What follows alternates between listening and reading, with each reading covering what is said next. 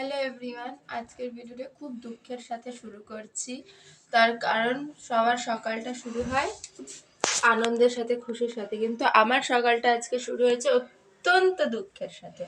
তার কারণ হয়েছে আমার মা সকালে অনেকদিন থেকেই বলছে, আজকে নয় কিন্তু আজকে একটু জোর জবরদস্তিটা বেশি।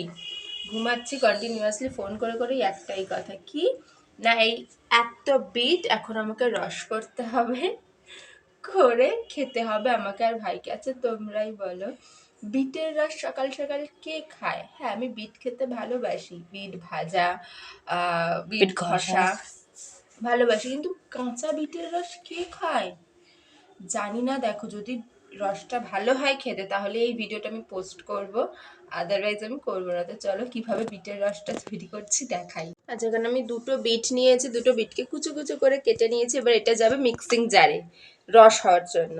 আমার হাতে এখন চলে এসেছে, এই যে দেখো, বিটের রস। আচ্ছা, এটা তোমরা তো দেখলে আমি বিটটাকে কেটে মিক্সিং জারে দিলাম, পুরোটা পেস্ট করে ভালোভাবে ছেঁকে রসটা বের করতে হবে। আর তারপর এটার মধ্যে দিতে হবে একটু লেবু, পাতিলেবুর রস আর বিট নুন। পুরোটাই আমার মায়ের রেসিপি, আমার নয়।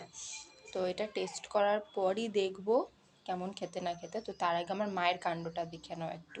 মাকে ফোন করতে তো ফার্স্টেই ঝাড়টা খেয়ে গেলাম, তার কারণ মা একদম সকালে খালি পেটে রসটা খেতে বলেছিল, আর আমরা খেয়েছিলাম বেলা 12টার সময়, মানে ঘুম থেকে উঠতে দেরি হলে যা হয় আর কি। আর জানো তো, আসলেই না রসটা খেতে দুর্দান্ত ছিল।